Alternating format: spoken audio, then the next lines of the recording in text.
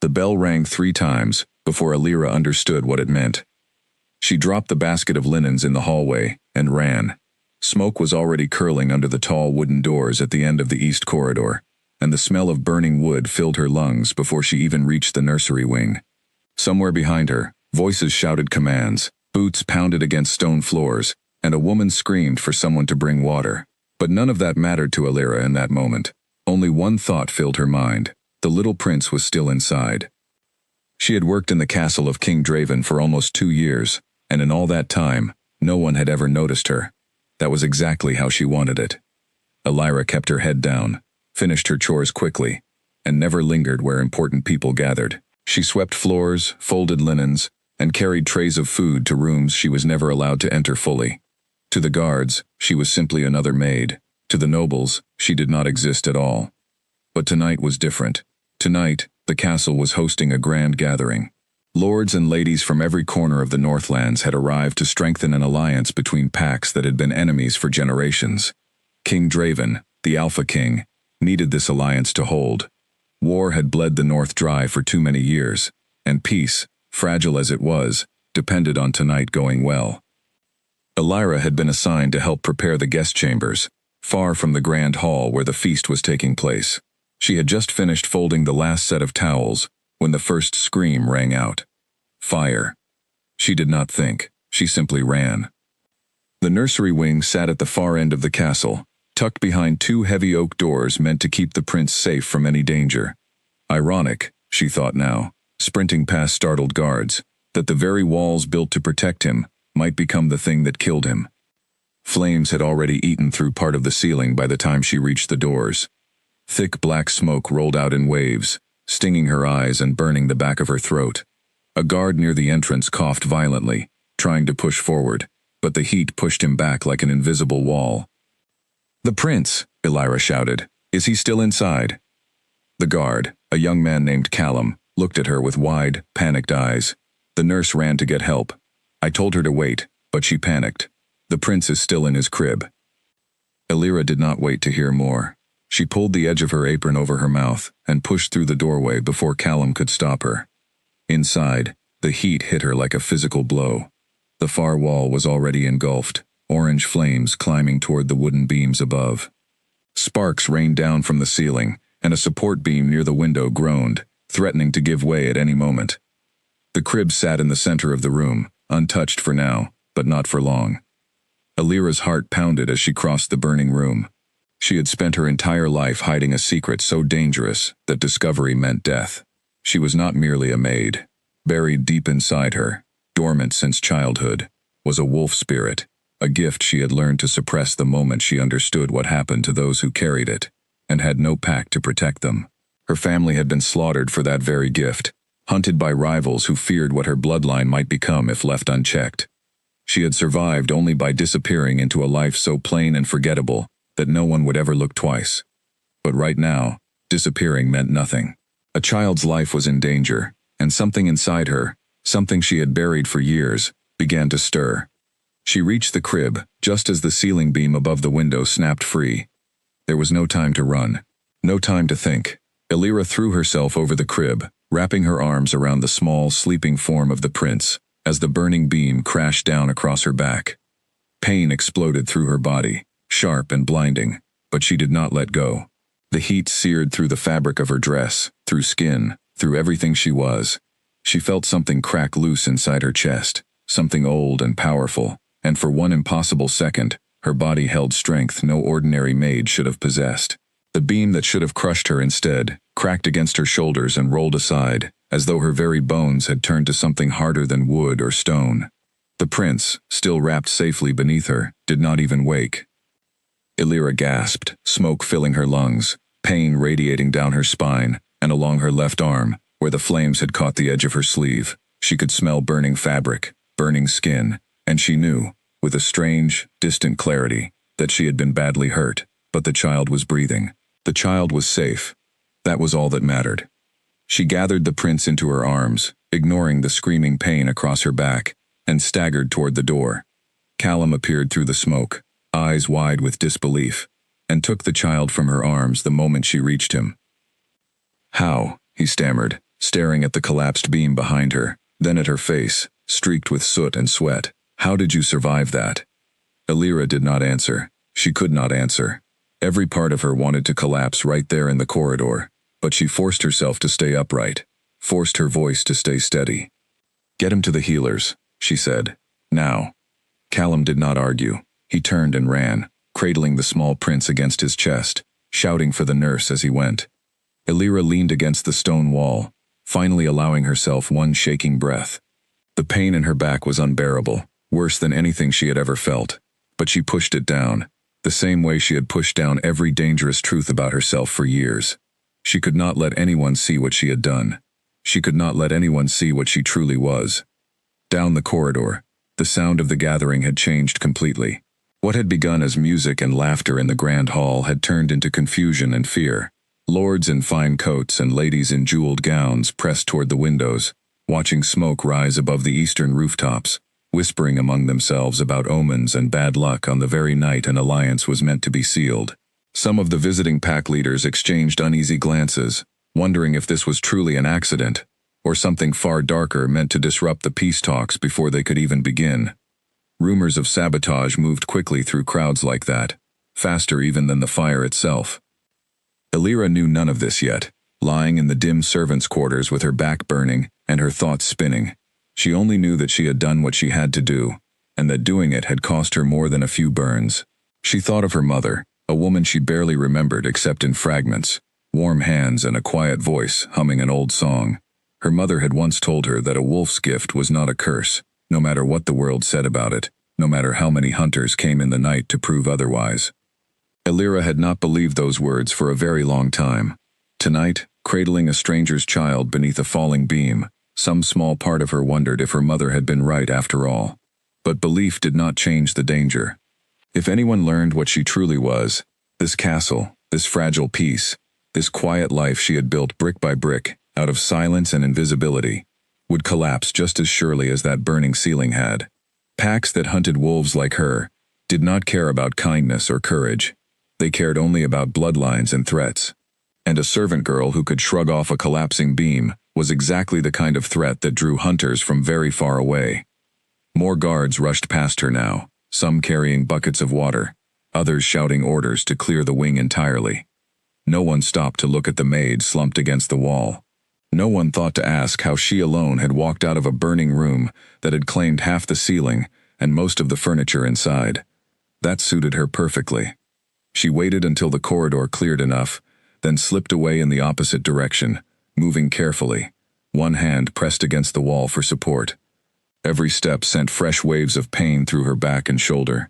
She could feel the fabric of her dress sticking to raw, burned skin, and she knew she would need to tend to it herself, quietly, the way she always handled everything that threatened to expose her. The servants' quarters were empty when she finally reached them, everyone else having rushed toward the commotion in the east wing. Alira closed the door behind her, latched it, and finally allowed her knees to buckle. She sat on the floor for a long moment, breathing hard, staring at her trembling hands. They looked ordinary, human. No sign of the strength that had bent a burning beam moments earlier remained, but she could still feel it, that flicker of something ancient stirring beneath her skin, something she had spent her whole life trying to keep asleep. It had woken tonight, and she was not entirely sure it would go back to sleep so easily. Slowly, painfully, she stood and made her way to the small basin of water kept in the corner of the room. She peeled back the ruined fabric of her dress, wincing as it pulled away from blistered skin, and studied the damage in the dim candlelight. The burn ran across her upper back and down her left arm, angry and raw, deep enough that she knew it would scar, deep enough that, under normal circumstances, she would need a healer immediately. But she could not go to the healers. Questions would follow. Someone would ask how a servant girl survived a collapsing beam and a room full of fire with nothing more than a burn, when a trained guard could not even push through the doorway. Someone would look too closely, and looking too closely was the one thing Alira could never allow. So she gritted her teeth, poured cool water over the wound as gently as she could, and wrapped it with strips of clean cloth torn from an old shirt. It was not the treatment a burn like this deserved, but it would have to be enough. Outside, she could hear the commotion beginning to settle. Shouts had turned to murmurs. The fire, it seemed, was finally under control. She wondered, briefly, what would happen now. Whether anyone would think to ask who had gone into that room. Whether Callum would say anything about the maid who had walked out unburned by anything but a single beam, carrying a sleeping child in her arms. She hoped he would not. She hoped this would fade quietly into the chaos of the night. One more strange detail lost among many during a crisis. She had survived worse before. She had hidden for years. Surely she could hide this too. But as she finally allowed herself to lie down that night, back throbbing, arm aching, sleep refusing to come easily, a small and persistent worry lingered at the edge of her thoughts. Somewhere in that castle, behind those thick stone walls, a king had almost lost his only heir tonight. And kings, especially alpha kings, did not let mysteries like this rest quietly for long. She was right to worry. Because far across the castle, in a hall still filled with the smell of smoke and the murmurs of frightened guests, King Draven stood holding his sleeping son, staring at the soot on the small blanket wrapped around him, and asking the only question that mattered to him now. "Who saved my son?" Callum stood before him, still catching his breath, still shaken by what he had seen.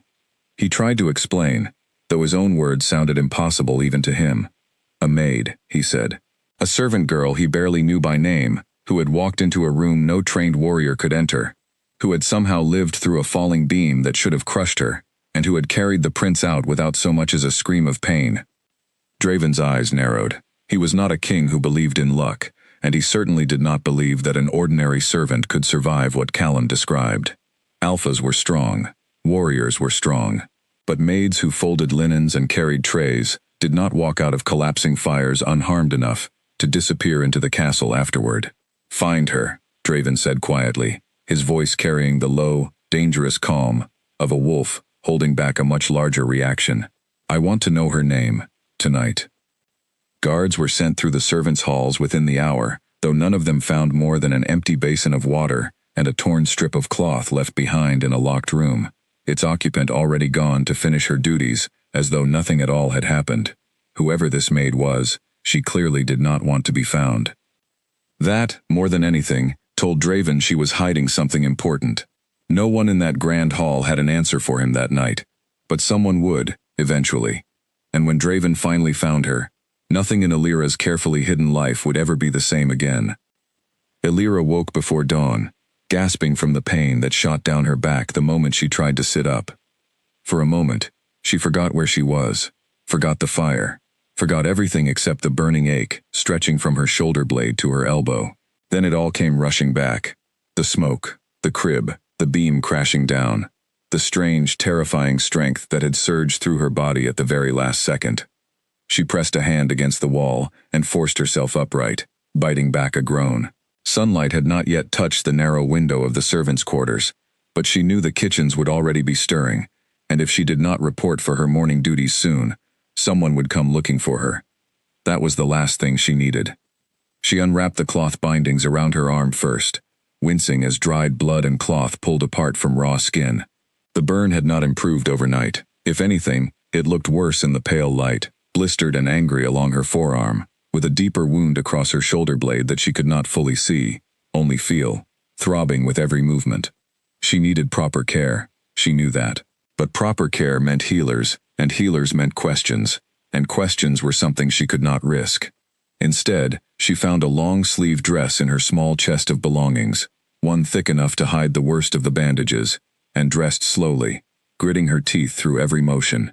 By the time she stepped out into the corridor, her face was carefully arranged into the same calm, unremarkable expression she always wore. No one glancing at her would guess she had spent half the night pressing wet cloth against burned skin, praying it would somehow be enough. The castle was buzzing with talk of the fire. Everywhere she walked, servants whispered in tight, frightened clusters. Some said sabotage. Others said an unattended candle had simply caught the curtains. A few, in hushed and nervous tones, mentioned a maid who had gone into the burning nursery and walked out carrying the sleeping prince, seemingly unhurt. Alira kept her head down and said nothing. She made her way to the kitchens, hoping to lose herself in the familiar routine of the morning. But she had barely picked up a tray of bread when the head cook, a stern older woman named Marta, caught her by the wrist. "You," Marta said, studying her carefully, "weren't you assigned to the guest wing last night?" "Yes," Alira said carefully. Then why do half the guards keep asking about a maid who carried the young prince out of the nursery fire? Marta's eyes narrowed, though not unkindly. You look pale, and you're holding that tray strangely.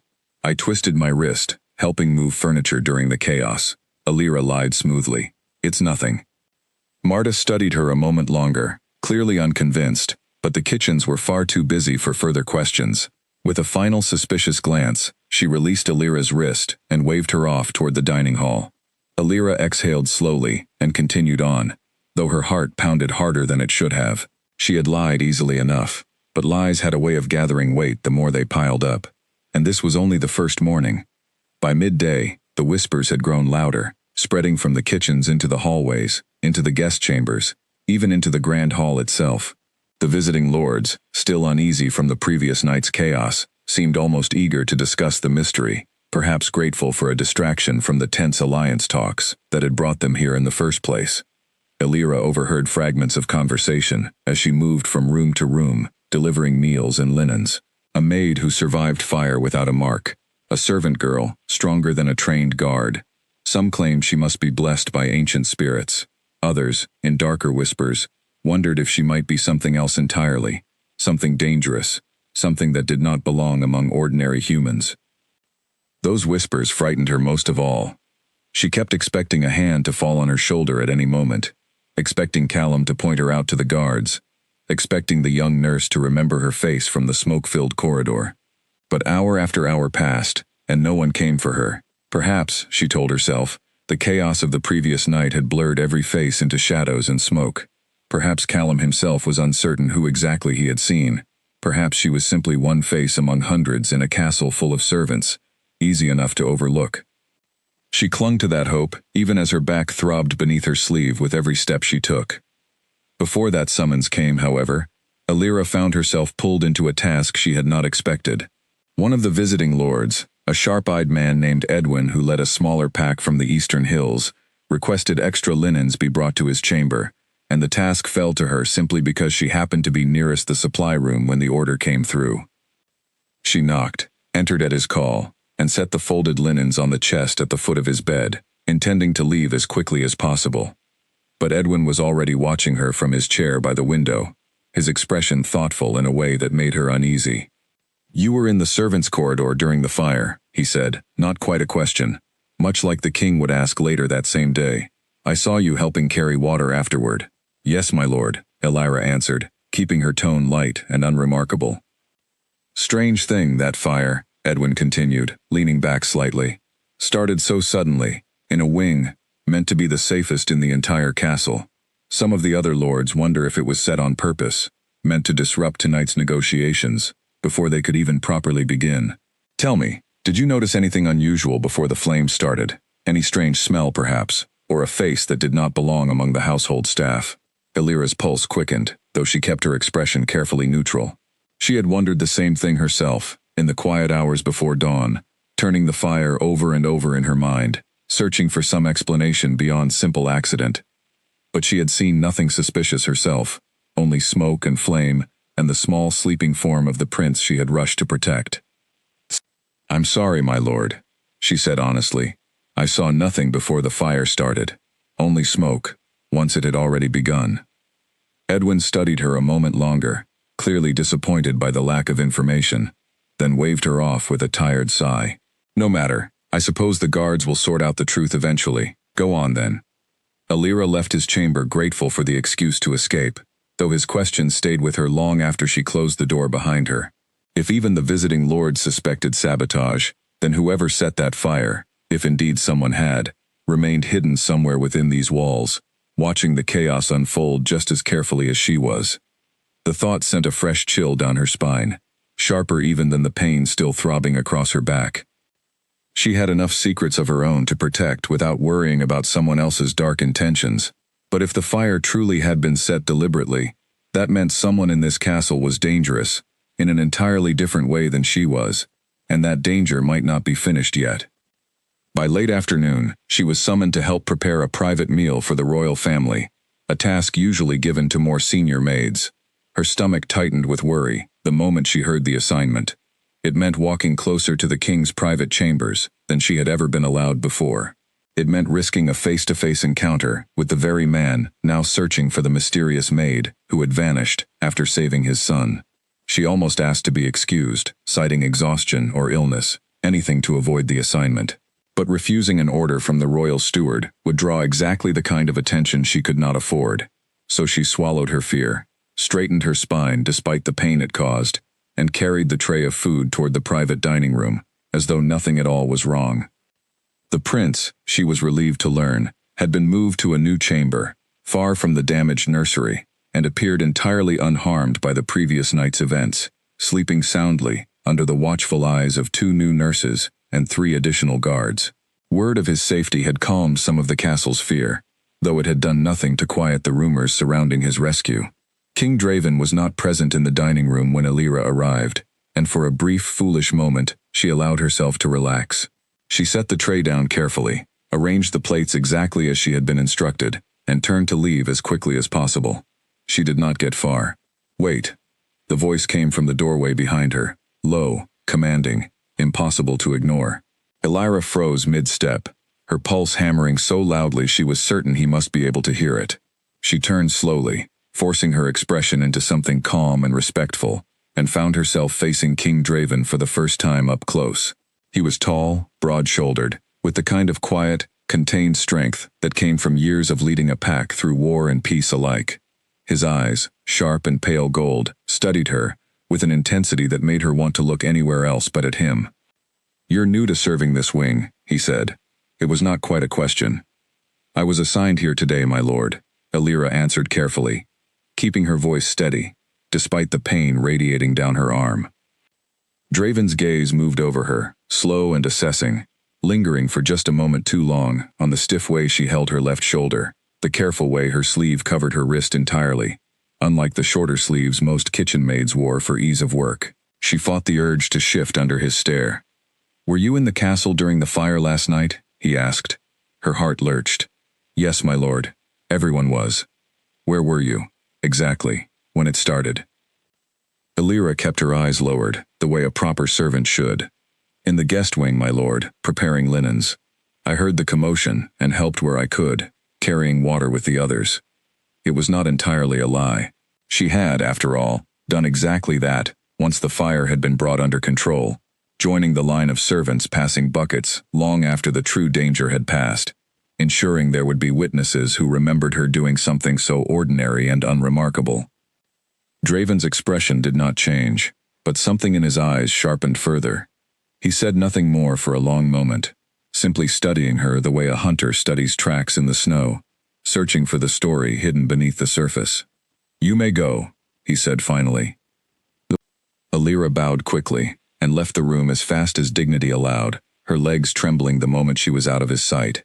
She hurried down the corridor, ducked into an empty storeroom, and pressed her back against the cool stone wall, breathing hard. That had been close. Too close.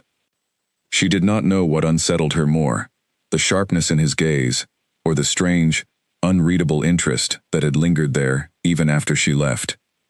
Kings did not usually pay attention to servants. Alpha kings especially did not spend their time questioning maids about linens and water buckets. Unless, of course, they already suspected there was more to the story. Alira closed her eyes and forced herself to breathe evenly, willing her racing heart to slow. She had survived worse than one uncomfortable conversation. She had survived losing everything, once, a very long time ago, and she had rebuilt herself into someone unremarkable enough to disappear among crowds for years. She would survive this too. She had to, because the alternative was unthinkable. She thought again of the years spent moving quietly from one small village to another after her family had been taken from her, never staying long enough for anyone to notice how quickly her wounds healed, or how her eyes sometimes caught the moonlight strangely on certain nights.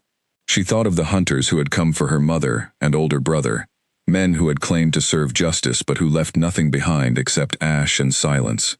She had been very young then, barely old enough to understand what she was running from, only old enough to understand that she must never let anyone see her true self again. That fear had shaped every choice she made afterward. It shaped the plain dresses she wore, the quiet way she spoke, the careful distance she kept from anyone who might look too closely. It had kept her alive for years, moving from town to town, until she finally found a place large enough and busy enough to disappear into completely. A castle full of hundreds of servants, where one more forgettable maid would never draw a second glance. Until last night, that plan had worked perfectly. Now, walking these corridors with a king's suspicious eyes following her every move, she wondered for the first time in years whether her careful invisibility might finally be running out. But as she finally pushed away from the wall and continued on with her duties, she could not shake the feeling that King Draven's gaze had followed her all the way down that corridor, and that whatever quiet, careful life she had built for herself here was beginning, slowly and irreversibly, to unravel. 3 days after the fire, Alira's arm had begun to swell. She noticed it while washing dishes in the kitchen courtyard, a dull throbbing that spread from her wrist to her elbow, worse than the day before. When she rolled back her sleeve later that night, alone in the servants' quarters, she found the skin around her burn had turned an angry shade of red, hot to the touch, with faint yellow marks forming beneath the surface. Infection. She pressed a hand against her mouth to stop herself from crying out. She had seen wounds like this before, back when she still traveled with a small band of wandering healers who had taken her in briefly after her family's death. She knew what untreated infection could do to a body, how quickly it could spread, how dangerous it could become if left alone for too long. She needed medicine, real medicine, not just cool water and clean cloth.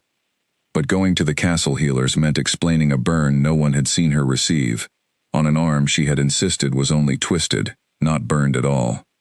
There was no story clever enough to cover that gap now. She spent that night awake, weighing her options carefully.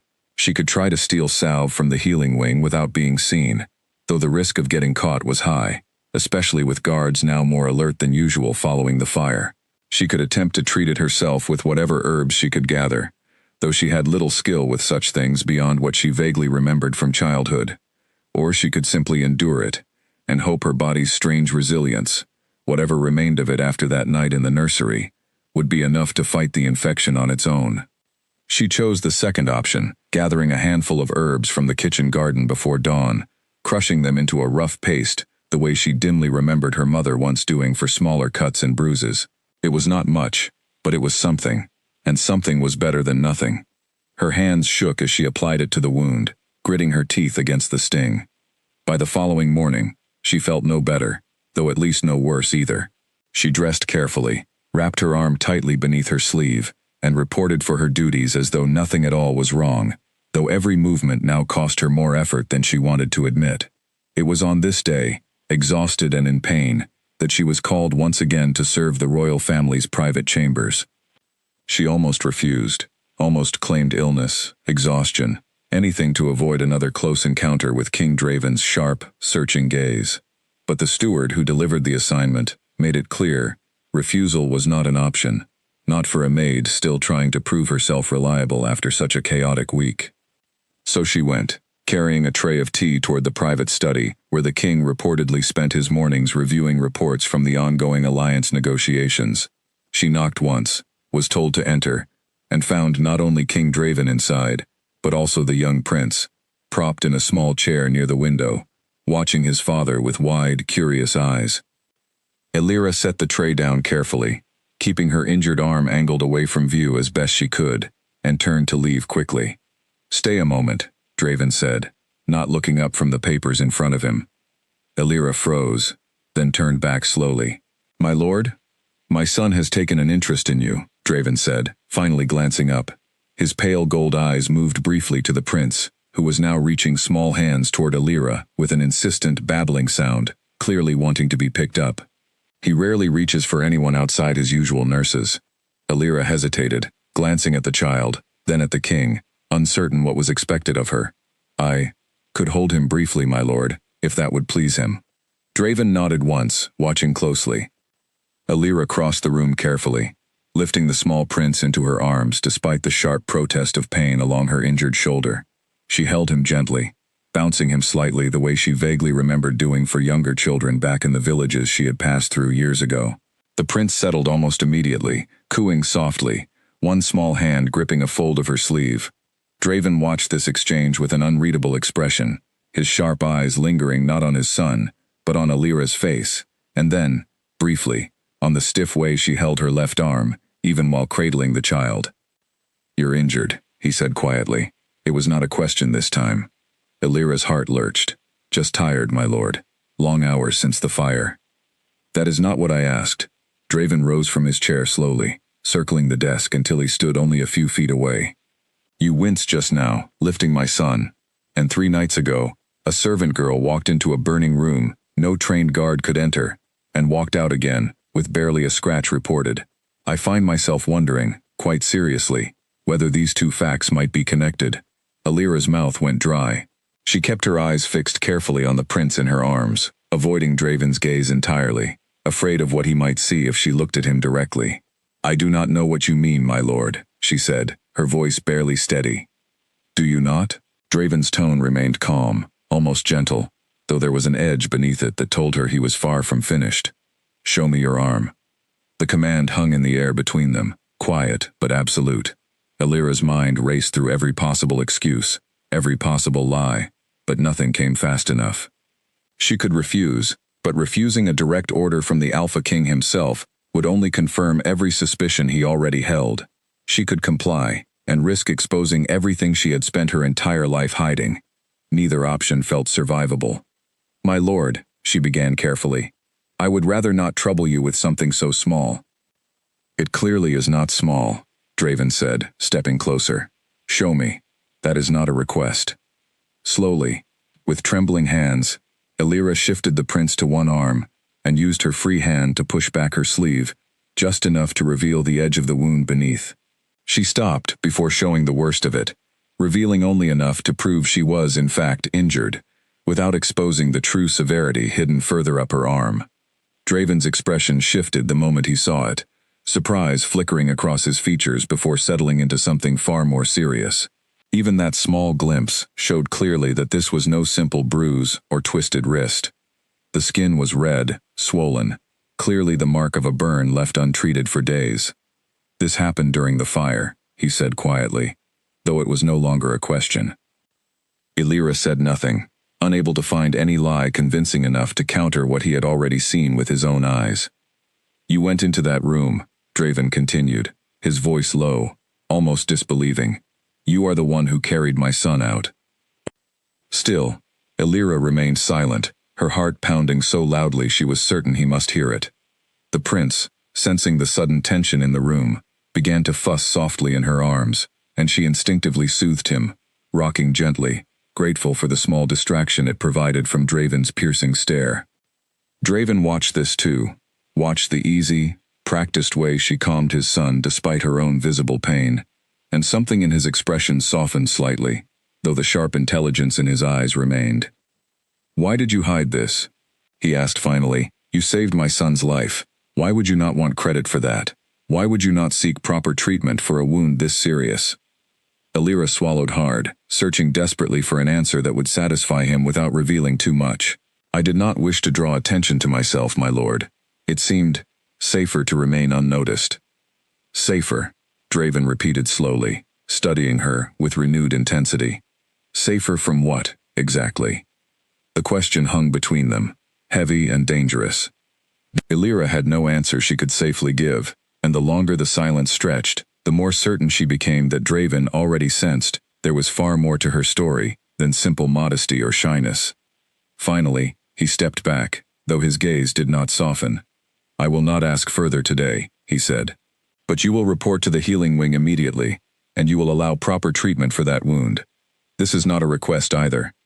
Alira nodded quickly, relieved beyond words to escape further questioning, even as fresh worry settled deep in her chest. She handed the prince gently back to his nurse, who had appeared at the door during the tense final moments of the conversation, and hurried from the room as quickly as propriety allowed. Behind her, she could feel Draven's eyes following her the entire way, sharp, thoughtful, and far too perceptive for her comfort. She had survived this encounter, but barely, and she knew, with a sinking certainty that settled deep in her stomach, that King Draven would not simply let this matter rest. He had seen too much already, and men like him, Alpha Kings who had spent their lives reading danger and deception in every corner of their court, did not stop searching once they sensed a mystery worth solving. Alira made her way to the healing wing exactly as instructed, though every step felt heavier than the last. She had avoided this place for days, precisely because she feared what a trained healer might notice, and now she had no choice but to walk directly into that risk. The healing wing smelled of dried herbs and clean linen, rows of shelves lined with jars of salve, and bundled roots hanging from the rafters above. A woman with steady hands and sharp, observant eyes greeted her at the door. Her name was Wren, and she had served as the castle's chief healer for longer than most of the staff had been alive. "The king sent word you'd be coming," Wren said, gesturing Alira toward a low bench near the window. "Let's see this wound, then."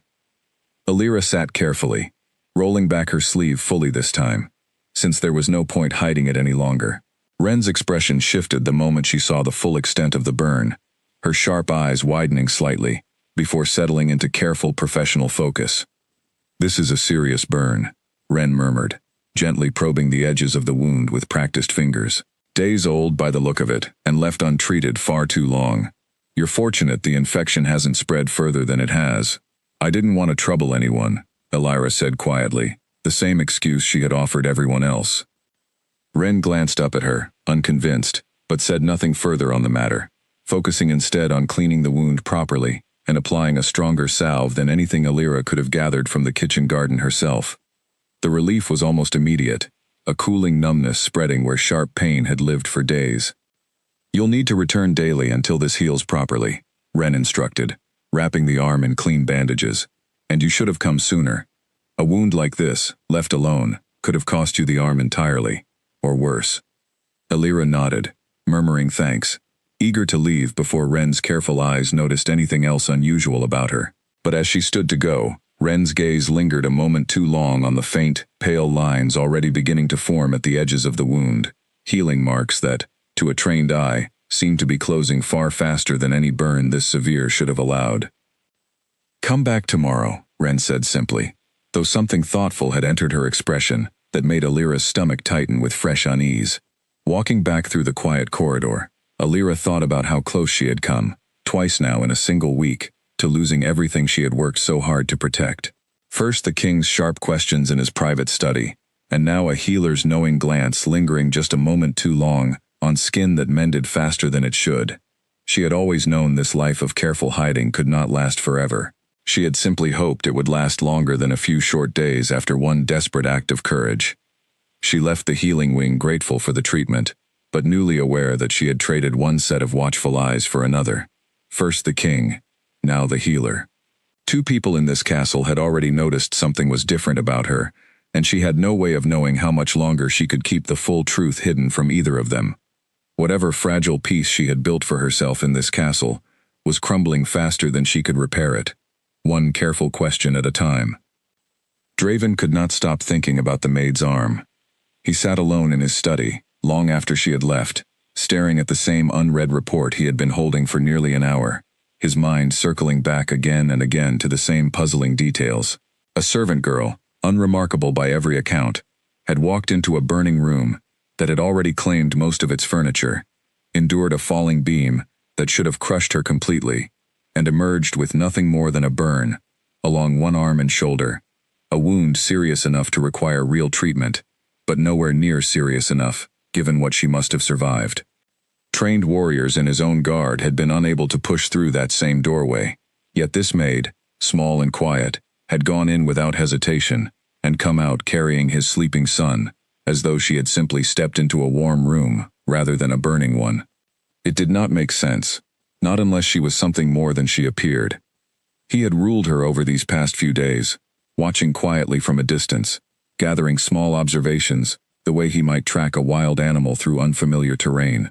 She moved carefully, deliberately, always keeping her sleeves long even in the warmth of summer afternoons.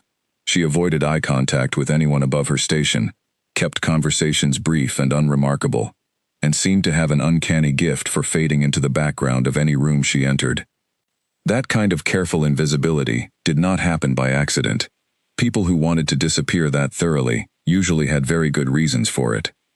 Draven set the report aside entirely and called for Callum, the young guard who had first witnessed the maid emerging from the fire. "Tell me everything you remember," Draven said, once Callum stood before him. Every detail, no matter how small. Callum hesitated, clearly uncertain how much weight to give his own memories from such a chaotic night. It happened so fast, my lord. I remember the heat pushing me back from the doorway, strong enough that I couldn't get through no matter how hard I tried. Then she appeared, out of nowhere it seemed, and pushed past me into the room before I could stop her. And when she came out? She was carrying the prince, my lord, wrapped safely in his blanket, sleeping as though nothing had happened at all. She looked unsteady.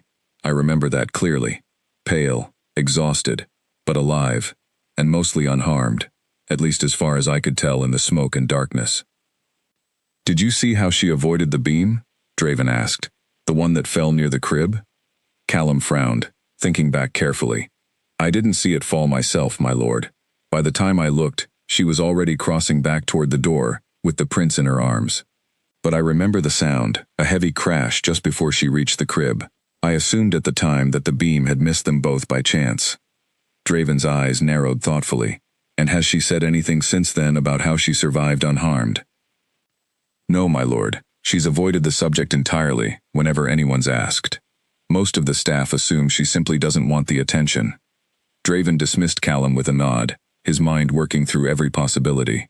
Chance alone seemed an unsatisfying explanation for a beam heavy enough to collapse half a ceiling, somehow missing both the maid and the child sheltered beneath her. And chance certainly did not explain the burn Draven had seen with his own eyes, a wound clearly healing faster than any physician would expect from an injury so severe. There were old stories, half-forgotten legends passed down through generations of alpha bloodlines, about wolves born with gifts far beyond ordinary strength, wolves whose bodies could shrug off wounds that would kill an ordinary person outright. Such wolves were rare, dangerously rare, and the packs that once hunted them had scattered them to extinction generations ago, fearful of bloodlines powerful enough to challenge established alpha rule. If such a bloodline still existed, hidden and quiet within his own castle walls, it would explain everything Draven had witnessed. The strength to survive a falling beam, the unnatural speed of her healing, the desperate, careful invisibility she maintained at all costs. It would also explain exactly why she refused to reveal the truth to anyone, even the king who owed her his son's very life. Draven called for his most trusted advisor that same afternoon, a sharp, quiet man named Roland who had served as captain of the royal guard for over a decade, and who Draven trusted with secrets he shared with no one else in his court. I need you to look into someone's history, Draven said, once they were alone in his private study. Quietly, no one else is to know about this inquiry, not even the household staff. Roland's expression remained carefully neutral, though his eyes sharpened with obvious curiosity. Who, my lord? A maid. Her name is Alira. Draven paused, choosing his next words carefully. I want to know where she came from before she joined this household, her family, her village, anything at all in her past that might explain certain unusual qualities I've noticed. Unusual how, my lord? Draven considered how much to reveal, even to someone as trusted as Roland. Strength beyond what her frame should allow, healing faster than any ordinary wound should permit, and a caution about her own past that borders on outright secrecy. Roland's eyebrows rose slightly, understanding dawning in his expression. You believe she carries wolf blood, my lord? A dormant bloodline, perhaps? I believe it's possible, Draven said carefully. And if it's true, I need to understand exactly what kind of danger or protection that might represent, both for her and for this castle. Roland nodded slowly, already turning the problem over in his mind. I'll begin discreet inquiries immediately, my lord. Though if she's hidden herself this carefully for however many years, finding solid answers may take time. Take whatever time you need, Draven said, but be careful. If she truly is what I suspect, and if she's been hiding for a reason, then exposing her carelessly could put her in far greater danger than simple palace gossip. This last point mattered more to Draven than he entirely understood himself, though he did not examine that feeling too closely just yet. He told himself his concern was purely practical, the natural caution of a king protecting a valuable and mysterious asset within his own household. But some quieter part of him recognized, even then, that his interest in Alira had already grown beyond simple curiosity about a mysterious rescue. She had saved his son's life without hesitation, at tremendous personal cost, and had asked for nothing in return, not even basic medical care for her own injuries. That kind of selfless courage was rare enough among trained warriors, let alone quiet, unassuming maids, who spent their days folding linens and avoiding notice. Whoever she truly was, whatever she was hiding, Draven found himself increasingly determined to understand it, not merely as a king protecting his kingdom, but as a man genuinely curious about the woman who had risked everything for a child not her own. Roland began his inquiries the very next morning, starting with the household records that listed every servant who had joined the castle staff over the past several years. Elira's entry was sparse, listing only her name, her assigned duties, and the date she had first arrived seeking work, nearly 2 years earlier. No mention of a home village, no mention of family, no mention of anything at all before the day she appeared at the castle gates asking for employment. That absence alone told Roland something important. Servants who came from ordinary villages usually arrived with letters of recommendation, or at least some mention of the family they had left behind. A complete blank like this suggested someone who had deliberately erased her own history, someone determined to leave no trail for others to follow.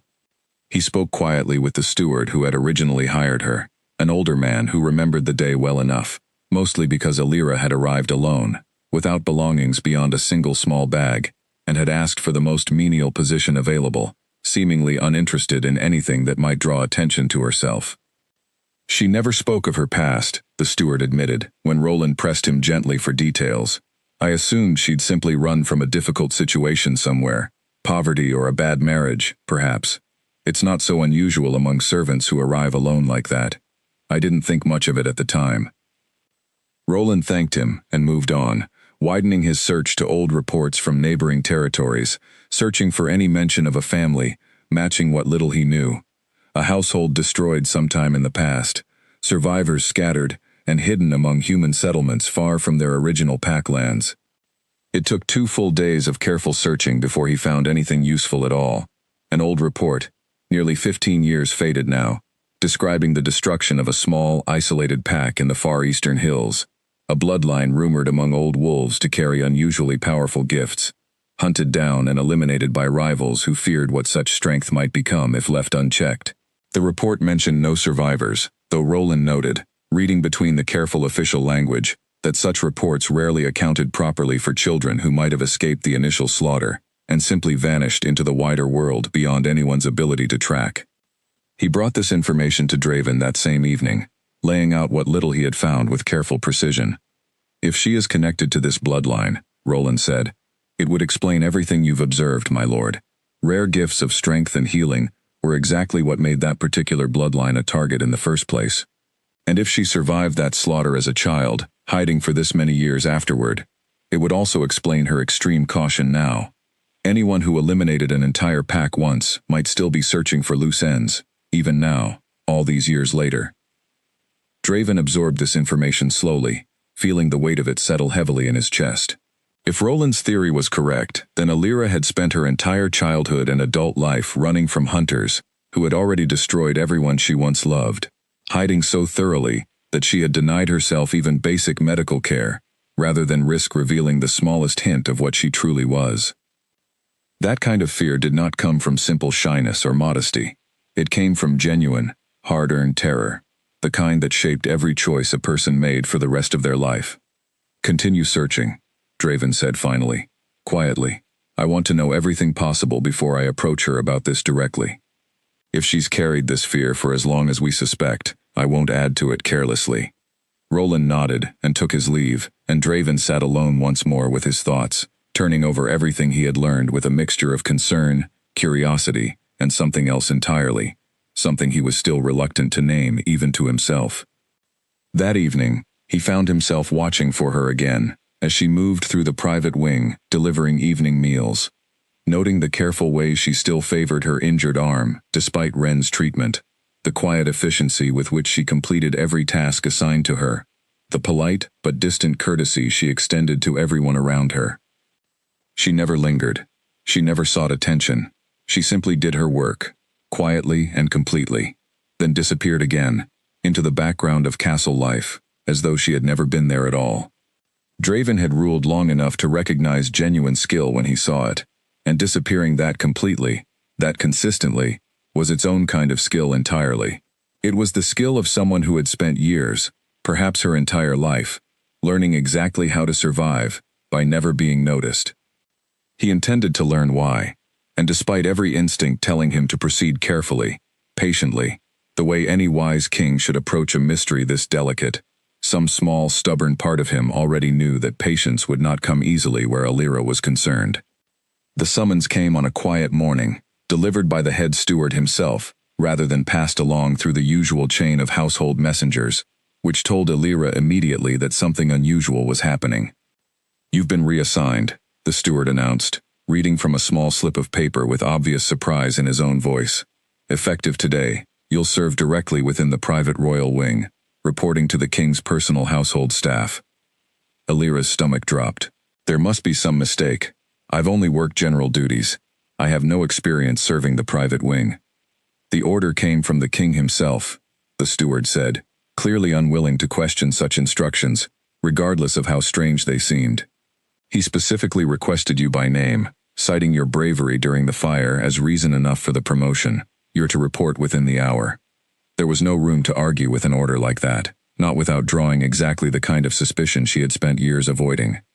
Alira thanked the steward with as much calm as she could manage, then hurried to prepare herself, her mind racing through every possible reason Draven might have for pulling her so directly into his own household. She suspected, with growing dread, that this promotion had very little to do with genuine reward, and everything to do with keeping her close enough to watch. She was right. Her new duties placed her within the king's private chambers daily, arranging his morning meals, tending the small sitting room where he reviewed reports each afternoon, and occasionally assisting with the young prince whenever his usual nurses required a brief respite. It was demanding work, requiring far more precision and discretion than her previous general duties, but it was also, undeniably, an enormous honor that any other servant would have been thrilled to receive. Every moment within Draven's private wing meant every moment under his direct observation, and she quickly learned that his sharp, watchful eyes rarely missed anything at all. He noticed the careful way she still favored her left arm during the first week, even as the burn slowly healed beneath Ren's daily treatments. He noticed how quickly and calmly she managed the young prince during his frequent tantrums, an ease with children that seemed to come from long practice rather than simple servant training. He noticed too how rarely she spoke unless directly addressed, and how completely she avoided any conversation that might reveal details about her life before the castle. None of these observations escaped his notice, though he said nothing further about them directly, choosing instead to simply watch, patient and thorough, gathering pieces of a puzzle he was determined to eventually complete. Alira, for her part, tried desperately to maintain her usual careful distance, though it grew more difficult with each passing day.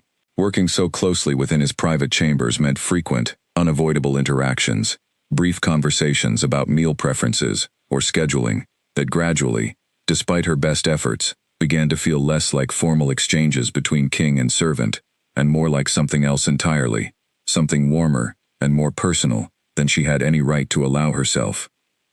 She noticed things about him too, things she wished she could ignore. The quiet patience he showed his young son despite the constant demands of ruling an entire kingdom. The genuine concern in his voice whenever reports arrived describing hardship among his people. The rare, unguarded moments when exhaustion softened his usually sharp expression, revealing a man who carried far more weight than most people ever noticed. She told herself these observations meant nothing. She told herself she was simply doing her job well, paying attention the way any good servant should.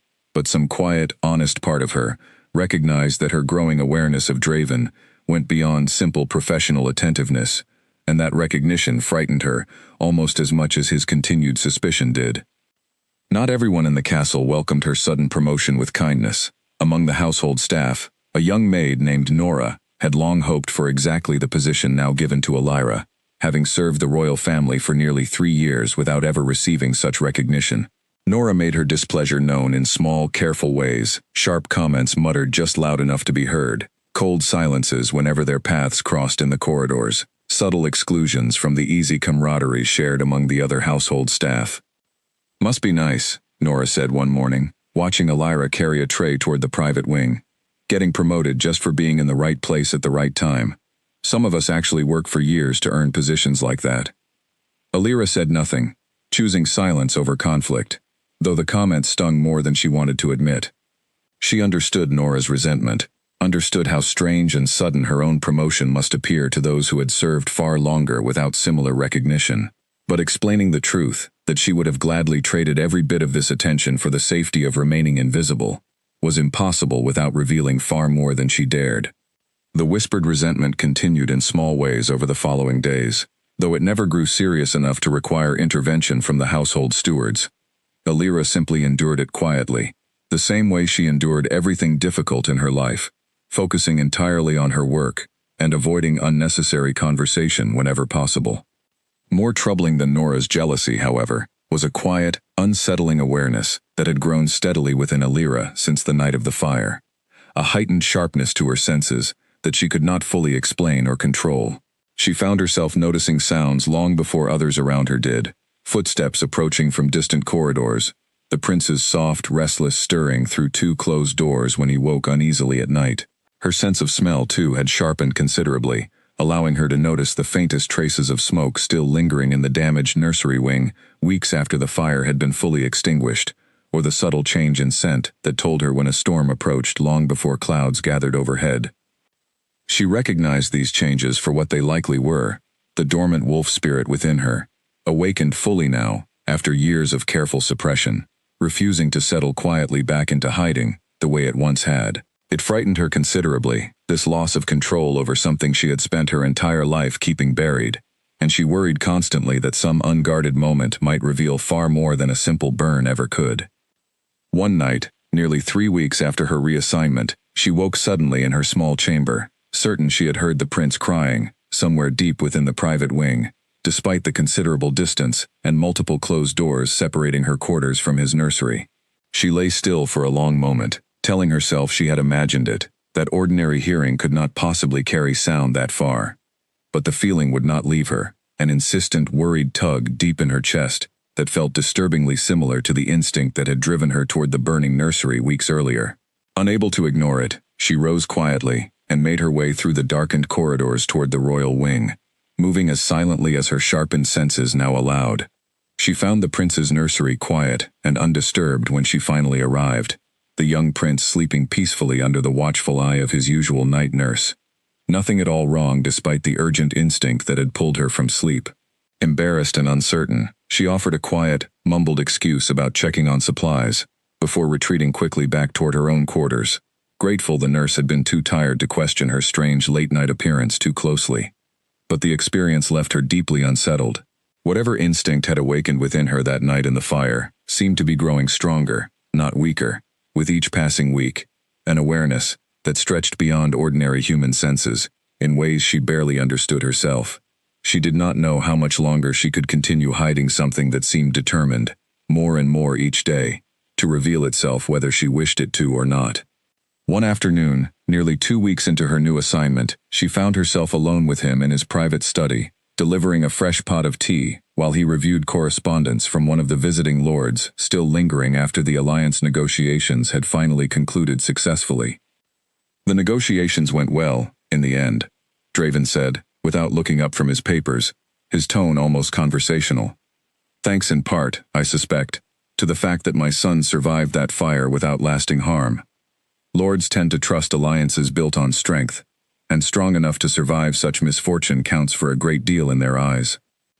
I'm glad to hear it went well, my lord, Alira said carefully, setting the tea tray down and preparing to leave as quickly as possible.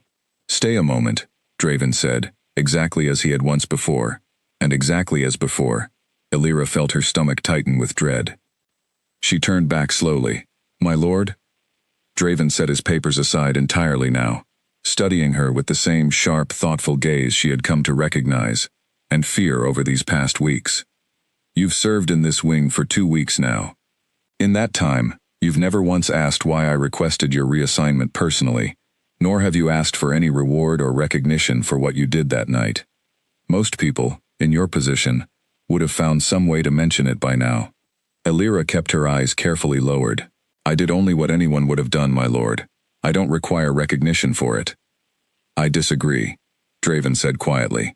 What you did that night required more courage and more strength than anyone else in this castle possessed. myself included. My trained guards could not enter that room. You did, without hesitation, and you have suffered greatly for it ever since, judging by the wound Ren has been treating these past weeks." Elira said nothing, unable to find any safe response to offer. "I've made inquiries," Draven continued, his voice softening slightly, though the sharp intelligence in his eyes remained fully alert. "Into your history, before you arrived at this castle. I found very little, which itself told me a great deal. Servants who arrive with nothing, no family, no home village, no history at all, are usually running from something. I would like to understand what you're running from, Elira. Not as your king demanding answers, but simply as someone who owes you a debt he cannot properly repay until he understands what exactly he owes you for." Her heart pounded so violently she was certain he must be able to hear it in the quiet room. Every instinct screamed at her to deny everything, to offer some vague, unconvincing excuse, and flee the room as quickly as dignity allowed. But something in his voice, some genuine warmth beneath the careful, measured words, made her hesitate for just a moment longer than she should have. "My lord," she said finally, her voice barely above a whisper, "some things are safer left buried." "Safer for whom?" Draven asked gently. "For you, or for whoever you're afraid might come looking, if the truth were known?" Elira's breath caught sharply. He had guessed far more than she had ever intended to reveal, and the careful, gentle way he asked the question, without accusation, without demand, frightened her more than outright confrontation ever could have. "Please," she said quietly, her composure finally beginning to crack after weeks of careful control. "Please don't ask me this, not yet." Draven studied her for a long, silent moment, clearly weighing his next words with unusual care. Finally he nodded slowly, though the sharp curiosity in his gaze did not fade entirely. "Not yet then," he agreed quietly. "But Elira, understand this clearly.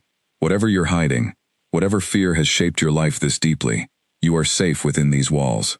I protect what belongs to my household, and after what you did for my son, you belong here now, whether you choose to share your secrets with me or not."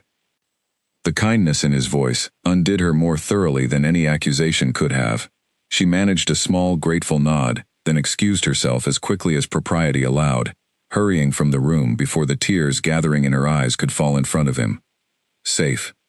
He had called her safe, promised her protection, without even knowing what exactly he was protecting her from. She wanted desperately to believe him, but years of hard-earned caution warned her that safety was a promise easily made and rarely kept, especially for someone like her, whose very existence had already cost her everyone she once loved. Still, walking back toward the servants' quarters that evening, she found herself replaying his words again and again, turning them over carefully, wondering, despite every instinct urging caution, whether this castle, this king, might finally offer her something she had not dared hope for in a very long time. A place where she would not have to hide forever. Roland returned to Draven's study nearly a month after their first conversation, carrying a small leather folder filled with careful notes gathered from villages scattered across the eastern hills. "I've found more, my lord," he said, setting the folder on the desk. "It took considerable time, given how thoroughly this particular history was buried, but I believe I've confirmed enough to speak with confidence now." Draven set aside the reports he had been reviewing, and gestured for Roland to continue. "The pack destroyed 15 years ago in the eastern hills carried a bloodline the old wolves called the Ember Line," Roland explained. "Named for an unusual gift passed down through certain members of that family, an ability to withstand fire and extreme heat far beyond what any ordinary wolf could survive, along with accelerated healing whenever their bodies were pushed to their limits. It was a rare and powerful gift, valuable enough that rival packs feared it deeply, believing that left unchecked, such a bloodline might eventually challenge established alpha authority across the entire region." "And the family itself?" Draven asked. "Eliminated almost entirely, according to every account I've gathered. The parents were killed during the initial attack, along with an older son barely into adulthood, but several witnesses, questioned quietly, and only after considerable persuasion, mentioned a younger daughter who was never accounted for among the dead. Some believed she perished separately, lost in the chaos. Others believed she may have escaped entirely, though no trace of her was ever found in the years immediately following the attack." Draven absorbed this information slowly, the pieces finally settling into place with startling clarity. a bloodline capable of surviving fire, a young girl who vanished without trace 15 years ago, a maid who arrived at his castle 2 years past with no family, no history, and an unusual gift for remaining invisible. Illyra would have been young enough, Draven said quietly, almost to himself. Old enough to remember, perhaps, but young enough to survive, by hiding, rather than fighting. That would fit the timeline precisely, my lord, Roland agreed. If she is indeed the missing daughter of the Ember line, it would explain everything you've observed. Her strength during the fire, her accelerated healing, despite a wound severe enough to threaten most ordinary people. And certainly, it would explain her extreme caution, given that the same rivals who destroyed her family once might still consider any surviving member of that bloodline a threat worth eliminating, even after all these years. Draven leaned back in his chair, considering the full weight of what this meant. If Illyra truly carried this rare and dangerous gift, then revealing her identity carelessly, even with the best intentions, could place her in genuine danger from enemies who had already proven willing to slaughter an entire family, rather than risk her bloodline's potential. Who were these rivals? Draven asked. Do you know which pack was responsible for the original attack? Roland's expression darkened slightly. The reports are frustratingly vague on that point, my lord. Whoever ordered the attack took great care to obscure their involvement, likely fearing retaliation from other packs who might have viewed such an unprovoked slaughter unfavorably, regardless of how dangerous the Ember line's gifts were believed to be. I have a few possibilities, based on which packs benefited most from the Ember line's elimination, but nothing concrete enough yet to name names with any confidence. Continue investigating, Draven said, carefully. If there's any chance these rivals still watch for surviving members of that bloodline, I need to understand exactly what threat we might be dealing with, before that threat finds its way to my own castle. Roland nodded and gathered his notes, though he paused before leaving entirely. My lord, if I may ask, what do you intend to do once you're certain of her identity? Draven considered the question carefully, longer than he expected to need. I intend to protect her, he said finally. Regardless of what she is, or where she came from, she saved my son's life at tremendous cost to herself, and asked for nothing in return. That kind of loyalty deserves protection, not exposure. Roland studied his king for a long moment, something thoughtful in his expression that he chose not to voice aloud, then bowed and took his leave, closing the study door quietly behind him. Alone again, Draven found himself staring at the small leather folder Roland had left behind, filled with fragments of a tragedy that had shaped an entire lifetime of fear and hiding for a woman who had shown nothing but quiet courage since the moment he had first noticed her. He thought of her careful, guarded expression whenever conversation drifted too close to her past, her instinctive kindness toward his son, despite clearly having every reason to keep her distance from anyone who might notice her too closely. The genuine fear in her eyes when he had asked her directly what she was hiding, fear that came not from simple embarrassment, but from years of hard-earned survival instinct. He understood now, more fully than before, exactly what that fear protected. Not simple secrets or minor embarrassments, but the last, fragile remnant of an entire bloodline that powerful enemies had once tried to erase completely from existence. That understanding changed something in how he watched her over the following days. Where before his observation had carried the sharp, careful curiosity of a king investigating a mystery, it now carried something gentler, an awareness of exactly how much courage it must take for her to continue functioning normally each day, carrying such profound loss and fear quietly beneath her calm, unremarkable exterior. He found himself making small accommodations without fully admitting his reasons even to himself. He assigned lighter duties whenever her arm still seemed to bother her during the final stages of healing. He asked Ren, quietly and without explanation, to continue monitoring her recovery more closely than usual, citing concern over the severity of the original injury. He made a point of thanking her directly, and often, for her continued service, small gestures of genuine appreciation that seemed to surprise her every time, as though she was entirely unused to being noticed with kindness rather than suspicion. Illyra, for her part, noticed this shift in his behavior, though she could not fully explain the reasons behind it. The sharp, investigative quality that had once colored every interaction between them had softened considerably over recent weeks, replaced by something that felt, disturbingly, much closer to genuine warmth and consideration. She told herself this shift meant nothing significant, that kings were simply capable of moods and priorities, shifting like anyone else. But some quiet, hopeful part of her, one she had long ago learned to suppress alongside every other dangerous instinct, began to wonder if perhaps this castle truly might offer something different than every previous place she had been forced to abandon. She was wrong to fully relax into that hope, though she would not understand exactly how wrong until circumstances finally forced the truth into the open entirely. Around this same time, Nora's resentment finally curdled into something more dangerous than simple jealousy. Unable to understand why a plain, unremarkable maid had earned such unusual favor from the king himself, Nora began quietly searching for some explanation, some scandal or secret that might justify her own bitterness, and perhaps even undo Alira's sudden rise in status.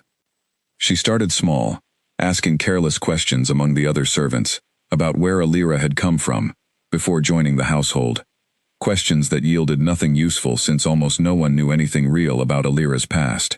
Frustrated, Nora grew bolder, slipping into the servants' quarters one afternoon while Alira was occupied with duties in the private wing, searching through the small chest of belongings kept beside her narrow bed.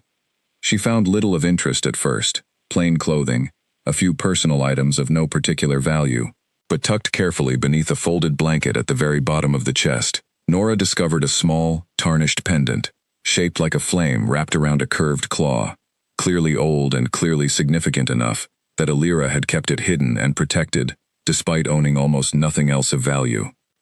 Nora did not recognize the symbol herself, but she recognized enough to know it was not the kind of ordinary trinket a simple village maid would carry.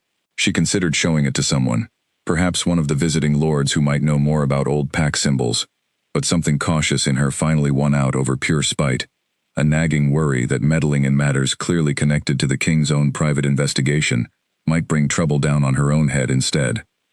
Reluctantly, she returned the pendant to its hiding place and said nothing, though the discovery lingered uneasily in her mind, a secret she now carried without fully understanding its weight. Alira, unaware of this brief intrusion into her most private possession, continued her days unaware that someone else in the castle now held a small piece of the truth she had fought so desperately to protect. Meanwhile, far beyond the castle walls, a stranger had begun asking careful, quiet questions of his own in the nearby village, questions about unusual servants recently employed within the royal household, about rumors of a fire survived without serious harm, about any maid whose strength or resilience seemed unusual for her station. He asked these questions carefully, never lingering too long in any one place, never drawing attention to himself beyond simple curiosity, the practiced caution of someone who had spent years hunting for exactly this kind of rumor across many different territories. He left the village before nightfall, satisfied enough with what he had gathered to send a brief message north, toward a pack leader who had waited 15 long years for confirmation that the Ember Line had truly been eliminated entirely. The message was short, careful, and deeply unsettling for anyone who might have understood its true implications. A survivor may have been found, it read. Confirmation required before further action. Neither Draven nor Alira knew yet that this quiet message had already begun traveling north, carried by riders who would arrive at their destination within days, setting into motion consequences that would soon threaten everything both of them had worked so carefully to protect. It happened on an ordinary evening, nearly 6 weeks after the fire, when Alira was asked to deliver a late meal to Draven's private study, after a particularly long day of negotiations with a delegation from a neighboring territory. She knocked, entered at his call, and found him alone, exhausted, rubbing his temples over a desk covered in scattered reports. "Long day, my lord?" she asked, setting the tray down carefully. "Longer than most," Draven admitted, glancing up with a tired but genuine smile that caught her entirely off guard. Though it helps, somehow, having someone bring dinner who doesn't immediately launch into another list of demands the moment they enter the room. Alira found herself smiling slightly in return, an unguarded moment of genuine warmth that surprised her as much as it clearly surprised him. "I imagine that's rare. For a king." "Rarer than you'd think," Draven said, studying her with an expression that had grown increasingly difficult for her to read over recent weeks, something warmer than simple curiosity, something that made her pulse quicken in ways that had nothing to do with fear at all. For one brief, dangerous moment, standing together in the quiet evening light of his private study, Alira allowed herself to imagine what it might feel like to simply exist without constant fear, to trust someone fully with the truth of who she really was, without worrying that trust might cost her everything all over again. But that moment passed as quickly as it arrived, and she excused herself soon after, retreating to the safety of her usual careful distance, before either of them said anything they might not be able to take back. Still, walking away that evening, she carried with her a small, fragile warmth she had not allowed herself to feel in a very long time, and a growing, uncomfortable awareness that whatever careful walls she had built around her heart, much like the ones she had built around her true identity, were beginning to crack in ways she was no longer entirely certain she wanted to prevent. Far to the north, in a stone hall far colder and darker than anything Draven's castle ever felt, a pack leader named Garrick read the message his scout had sent days earlier, turning the small folded paper over in his hands, with an expression of cold, calculating interest. A survivor may have been found. Garrick had waited 15 years for exactly this kind of confirmation, ever since his own father had ordered the destruction of the Ember Line, fearing correctly that a bloodline capable of surviving fire itself might one day grow powerful enough to challenge their family's rule over the Eastern Territories. Garrick had inherited that fear along with his father's throne, and he had never stopped watching quietly for any sign that a survivor might have escaped the slaughter all those years ago. Now, it seemed, his patience had finally been rewarded. He called for his most trusted enforcer, a broad-shouldered wolf named Hale who had served his family loyally for over a decade, and handed him the folded message, without a word of explanation needed between them. "Confirm this," Garrick said simply. "If the Ember Line truly has a surviving member hiding within King Draven's household, I want her found, and I want this matter finished properly this time, without any further loose ends left to threaten us later." Hale nodded once, understanding completely the weight of what he was being asked to do, and left immediately to gather a small, discreet group of trusted men for the journey south. Neither Draven nor Alira knew yet that this quiet, deadly decision had already been made, nor how little time remained before the consequences of that decision arrived at their own doorstep. The knock came late, well past the hour Alira expected anyone to need her. She had just finished changing the bandages on her arm, the wound nearly healed now after weeks of careful treatment, when a soft rap sounded against her chamber door. Startled, she quickly reached for her sleeve, but not quickly enough. The door opened before she could cover herself completely, and Draven stood in the doorway, a folded report in hand, clearly intending to ask her something urgent about the following day's schedule. He stopped mid-sentence, his eyes falling immediately to her exposed arm. Even mostly healed, the scar told a story no ordinary burn could tell. The skin, though closed and smooth now, carried faint traces of a deeper pattern beneath the surface, delicate lines that seemed to catch the candlelight strangely, almost like embers glowing faintly beneath skin, rather than simple healed tissue. And for one brief, unguarded moment, startled by his sudden appearance, Alira's carefully maintained control slipped entirely. A faint shimmer of warmth radiated visibly from the healed wound, gold and orange light flickering just beneath her skin, unmistakably unnatural, unmistakably something far beyond ordinary human healing. Draven froze in the doorway, staring. Alira's heart stopped entirely. She yanked her sleeve down instantly, but the damage was already done. He had seen it, clearly and unmistakably, the same way Ren had noticed her wound healing too quickly weeks earlier. Except this time, there was no denying what he had witnessed with his own eyes. "My lord," she began, her voice trembling, "I can explain." "Can you?" Draven asked quietly, stepping fully into the room and closing the door behind him. His expression was not accusatory, not frightened, but intensely, carefully focused, the look of a man finally confirming something he had suspected for weeks. "Because what I just saw was not an ordinary healed burn, Alira. That was something else entirely." Alira's hands shook as she pulled her sleeve down as far as it would go, though she knew now it was far too late for such small gestures to matter. "Please," she whispered, "please don't tell anyone what you saw." "I have no intention of telling anyone," Draven said gently, though his eyes remained sharp with a lifetime of careful observation finally paying off. "But I think it's time you told me the truth yourself. All of it. I already know more than you realize, Alira. I know about the Ember Line. I know about the attack 15 years ago, and the daughter who was never found among the dead." Alira's breath caught sharply, all remaining color draining from her face. "How?" I've had someone investigating quietly for weeks, Draven admitted.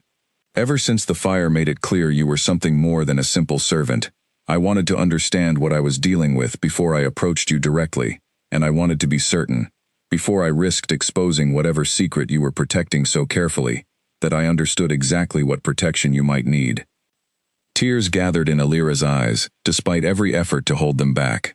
Years of careful composure, finally cracking entirely, under the weight of a truth she could no longer keep hidden.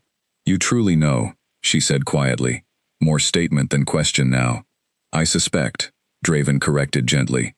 I would like to hear the truth from you directly, if you're finally willing to trust me with it. For a long moment, Alira said nothing, staring at her own trembling hands, weighing years of hard-earned caution against the strange, fragile hope that had been growing steadily within her, ever since Draven's behavior toward her had shifted from suspicion into something gentler weeks earlier. Every instinct she had ever trusted told her that revealing the truth meant certain danger, certain exposure to enemies who had already destroyed everyone she once loved. But something else, quieter and more persistent, reminded her that Draven had already learned so much of the truth on his own, and had chosen, despite that knowledge, to protect her, rather than expose her. He had reassigned her to safety within his own household.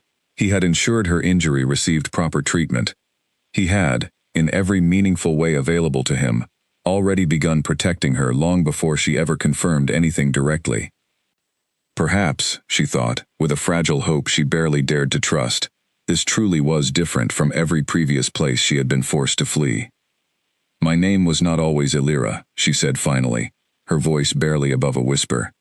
Or rather it was, but my family called me something else, before everything happened. I was born into the Ember Line, a bloodline the old wolves feared for generations, said to carry gifts of fire and healing, beyond what any ordinary wolf should possess.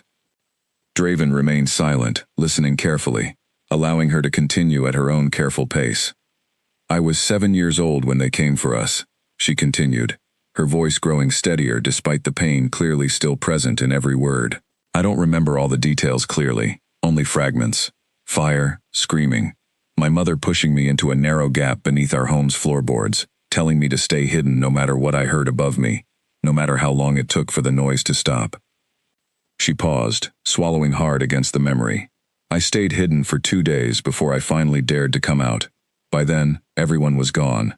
My parents, my older brother, everyone in our small pack, slaughtered by rivals who feared what our bloodline might eventually become if left unchecked. I was the only one who survived, and only because my mother sacrificed the last moments of her own life making certain I stayed hidden. She remembered other fragments too, small details that had haunted her every night since childhood. The warmth of her mother's hand pressed briefly against her cheek in the darkness beneath the floorboards.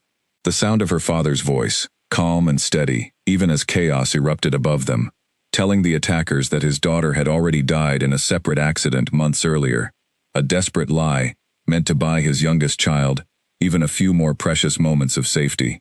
She remembered the long silence afterward, the smell of smoke that lingered for days, and the terrible, hollow quiet of a home that no longer held anyone she loved.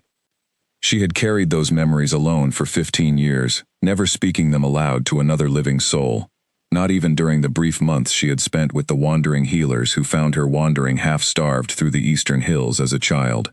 She had learned early that speaking the truth invited danger, and so she had buried these memories as deeply as she buried her own gifts, allowing neither to surface except in the quiet, unguarded hours of night when sleep refused to come easily. Speaking them now, aloud, to a king who had every reason to fear or exploit what she was, felt like removing armor she had worn so long she had forgotten what it felt like to stand without it. Draven's expression softened with genuine sorrow, though he said nothing, allowing her to finish. I spent years afterward moving from place to place, never staying long enough for anyone to notice how quickly my wounds healed, or how strange my eyes looked in certain light. I learned to suppress everything about myself that might reveal what I truly was, until eventually, even I began to forget the strength I once carried within me. I told myself hiding completely was the only way to survive, the only way to honor the sacrifice my mother made, keeping me safe that terrible night. And the fire in the nursery, Draven said quietly, brought all of that back. Alira nodded, tears finally spilling freely down her cheeks. I felt something wake inside me that night, something I hadn't allowed myself to feel in 15 years. I couldn't let your son die, my lord. Not when I had the strength to save him, even if using that strength meant risking everything I had built to protect myself. Draven crossed the room slowly, kneeling before her chair, so that their eyes met directly for the first time since this conversation began. You saved my son's life, at the cost of exposing the very secret that has kept you alive for 15 years, he said quietly. That is not a small sacrifice, Alira. That is the greatest kindness anyone has ever shown my family. I was afraid, Alira admitted, her voice breaking slightly. Afraid you would see me as a threat, the way everyone else who ever learned the truth about my bloodline eventually did. Afraid you would cast me out, or worse, afraid you might report what I am to those who might still be searching for survivors of the Ember Line. I would never do either of those things, Draven said firmly, reaching out to gently take her trembling hands in his own. Whatever you are, Alira, whatever gift or burden your bloodline carries, you have shown nothing but courage and selflessness since the moment I first noticed you. That is who you are to me. Not a threat, not a mystery to solve and discard. Someone worth protecting, exactly as fiercely as you protected my son. Alira searched his expression carefully, searching for any trace of the fear or calculation she had learned to expect from anyone who discovered her true nature. She found none, only steady, genuine warmth, and something else beneath it, something that made her heart ache with a longing she had not allowed herself to feel in longer than she could remember. Thank you, she whispered finally, the words entirely inadequate for the relief flooding through her chest. Don't thank me yet, Draven said quietly, though his tone remained gentle, because now that I understand what you're protecting yourself from, I intend to make certain no one, not old enemies, not curious lords, not anyone within these walls, ever threatens your safety again. That is not a promise I make lightly, Alira. It is one I intend to keep completely. Neither of them yet knew how quickly that promise would be tested, nor how close the danger she had feared for 15 years truly was to finding her once again. Hale arrived at the village near Draven's castle 6 days after leaving Garrick's stone hall in the north, accompanied by 3 trusted men who had served the same cold, patient purpose for years. They did not announce themselves as hunters, of course. They arrived instead as merchants seeking trade agreements, a common enough sight along the busy roads leading toward the castle, and settled quietly into the local inn, while Hale began the same careful questioning his earlier scout had used weeks before, gathering rumors, confirming details, watching carefully for any sign of the woman they had traveled so far to find. It did not take long to learn what he needed. The story of the fire had spread widely enough by now, embellished considerably with each retelling, though the core details remained consistent enough for Hale's practiced ear to recognize exactly what he was hearing. A servant girl, unremarkable in every way, had walked into flames that should have killed her, survived a collapsing beam that should have crushed her entirely, and emerged carrying the young prince without serious harm. That kind of story did not happen by accident. Hale had hunted long enough to recognize the unmistakable signature of the Ember Line's particular gift, and he sent word back north immediately, confirming what Garrick had already suspected. Confirmed. Survivor located within Draven's household, awaiting further instruction. Meanwhile, inside the castle, unaware of the danger steadily gathering just beyond its walls, Alira found herself adjusting slowly to a strange new reality. Draven had kept his promise entirely, telling no one of the truth she had finally confessed to him, though his behavior toward her had shifted noticeably since that night, warmer, more attentive, carrying a protective quality that anyone paying close attention might have noticed, had anyone in the castle been paying particularly close attention to such things. Nora certainly noticed. Having already discovered the strange pendant hidden among Alira's few belongings weeks earlier, Nora watched the growing warmth between the king and the maid with renewed, bitter curiosity, wondering what exactly connected the two of them so strongly. Jealousy, curdled further by weeks of careful watching, finally pushed her toward a decision she would later deeply regret.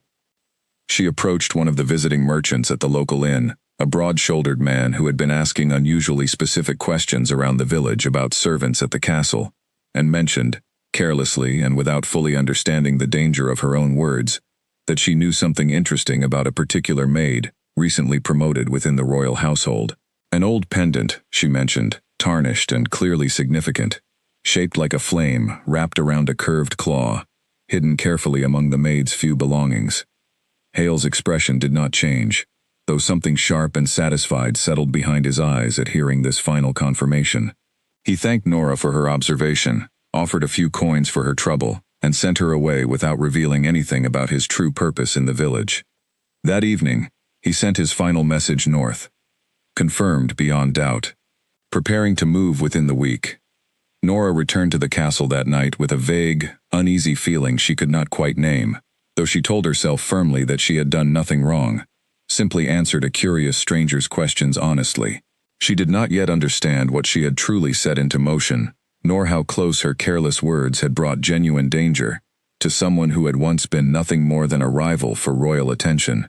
Nora, meanwhile, could not shake the uneasy feeling that had followed her back from the village inn. She told herself repeatedly that she had done nothing wrong, simply mentioned an old pendant to a curious stranger, nothing more serious than idle gossip of the kind servants exchanged constantly throughout the castle. But the merchant's expression when she mentioned the flame and claw design lingered uncomfortably in her memory, a flicker of sharp, satisfied interest that had not matched the casual curiosity she expected from an ordinary trader. 2 days after that conversation, walking past the local inn on an errand for the kitchens, Nora noticed the same merchants preparing to depart, loading horses with unusual haste for men who had claimed to be settling into extended trade negotiations with local farmers. Something about their hurried departure, combined with the memory of that sharp, satisfied look, finally convinced her that she had made a serious mistake. She spent that evening wrestling with guilt and fear in equal measure, uncertain whether confessing her carelessness would help matters at all, or simply draw punishment down upon herself for information she had not fully understood the danger of sharing. In the end, fear of consequence nearly won out entirely, until she thought of the young prince, still just a small child despite everything that had happened, and the maid, who had risked her own life to save him without hesitation. Whatever her jealousy had driven her to do, Nora realized she could not simply stay silent if her carelessness had placed that same maid in serious danger. She found Roland late that night, patrolling near the servants' quarters as part of the increased security Draven had ordered, and confessed everything, in a rush of nervous, guilty words. The pendant she had discovered weeks earlier, the questions she had answered carelessly at the village inn, the merchants who had just departed in unusual haste. Roland's expression grew grave as he listened, though he kept his voice carefully controlled. "You've done wrong here," he said finally. "But you've also shown courage coming forward now, when silence would have been easier. I need you to tell King Draven exactly what you've told me, immediately." Nora nodded, shame and fear mixing uncomfortably in her chest, and followed Roland directly to the king's private study, where Draven listened to her confession with a controlled, dangerous calm that frightened her far more than open anger would have. "These merchants," Draven said quietly, once Nora finished explaining everything. "How long ago did they leave the village?" "This afternoon, my lord," Nora answered, her voice barely steady. "I don't know where they were headed." Draven exchanged a sharp glance with Roland, both men understanding immediately what this departure likely meant. If Hale and his men had gathered the confirmation they sought, they would not linger locally for long. They would return north to report their findings, and whatever force Garrick intended to send south to finish what had begun 15 years earlier would not be far behind. "Dismiss her," Draven said to Roland, his tone clipped with barely controlled urgency, "and increase security immediately, at every entrance to this castle. If they've confirmed what they came searching for, we may have very little time left to prepare." Inside the castle, Draven had spent the days since Alira's confession, working carefully to strengthen protections around her, without drawing unwanted attention to his reasons for doing so. He assigned additional guards to patrol the servants' quarters, under the pretense of general security following the fire. He arranged for Alira to move into a small chamber closer to the royal wing itself, citing her continued duties as reason enough for the change. He even quietly instructed Roland to widen his investigation, searching now not simply for confirmation of Alira's history, but for any sign that old enemies might already be searching for her specifically. It was Roland who first noticed the merchants lingering unusually long at the village inn, asking questions that seemed too specific, too careful, to belong to ordinary traders seeking simple business arrangements. He reported his concerns to Draven immediately, describing the pattern of questions he had learned about, through careful inquiries of his own, among the village folk. "They're asking about servants," Roland said grimly. "Specifically about anyone connected to the fire. That's too precise a focus for ordinary merchants, my lord." Draven's expression darkened considerably. "You believe they've come searching for Alira specifically?" "I believe it's a strong possibility, my lord, and if word has somehow already reached them, confirming what they suspect, they may not wait long before acting on that confirmation." Draven's mind raced immediately to every promise he had made Alira only days earlier, every assurance that she would be safe within his walls, now that he understood the truth she had hidden for so long. He had meant those promises completely. He did not intend to let hunters who had already slaughtered an entire family once succeed in finishing what they had started 15 years ago. "Double the guard around the private wing immediately," Draven ordered, "and find out everything you can about these merchants, quietly. I want to know exactly who we're dealing with before they make whatever move they're planning." Roland nodded and left immediately to carry out these instructions, while Draven remained alone in his study, turning over the growing danger with careful, methodical focus. He thought of Alira's quiet courage the night of the fire, the 15 years of hidden fear she had carried since losing everyone she once loved, the fragile hope that had finally begun growing between them since her confession days earlier. He would not allow that hope to be destroyed by enemies who had already taken so much from her once before. That evening, he found Alira in the private wing's small sitting room, quietly folding linens despite her new, elevated position, no longer strictly requiring such basic tasks. She looked up as he entered, offering a small, genuine smile that had grown more common between them since her confession, though it faded quickly the moment she noticed the serious expression on his face. "What's happened?" she asked immediately, old instincts sharpening at once. Draven closed the door quietly behind him before answering. Roland believes hunters may have arrived in the nearby village, asking careful questions about servants connected to the fire. It's possible, though not yet certain, that word of your survival has somehow reached those who destroyed your family 15 years ago. Alira's face drained of color entirely, the folded linen slipping unnoticed from her hands. "They found me," she whispered, old terror flooding back with startling speed despite weeks of growing safety within these walls. "We don't know that for certain yet," Draven said quickly, crossing the room to take her trembling hands in his own. "But I need you to understand clearly, Alira. Whatever happens now, I will not let anyone take you from this castle, or harm you in any way. I've already strengthened the guard around this wing, and Roland is working to confirm exactly who these strangers are, and what they intend." "You don't understand," Alira said, her voice shaking badly now. "These are not ordinary hunters. Whoever destroyed my family 15 years ago was powerful enough to eliminate an entire pack in a single night. If they've truly found me, no number of castle guards may be enough to stop them." Draven's expression hardened with quiet, fierce determination. "Then we will need more than simple guards," he said firmly. "I am not without my own strength, Alira, nor without allies willing to help protect what matters most to this household. Whatever comes for you will have to face me first, and I do not intend to lose this fight." Alira searched his expression carefully, finding nothing but genuine, unwavering resolve behind his words. For the first time in 15 years, she found herself daring to believe that perhaps she was not facing this danger entirely alone anymore. "Thank you," she whispered, though the words felt entirely inadequate against the magnitude of what he was offering to risk on her behalf. "Don't thank me," Draven said quietly, echoing words he had spoken days earlier, though his voice carried new weight now, new urgency. "Just trust me to keep this promise. Whatever comes next, we will face it together." Neither of them yet knew exactly how soon that promise would be tested, nor how close danger truly stood at the edge of everything they had both begun, cautiously and carefully, to hope for.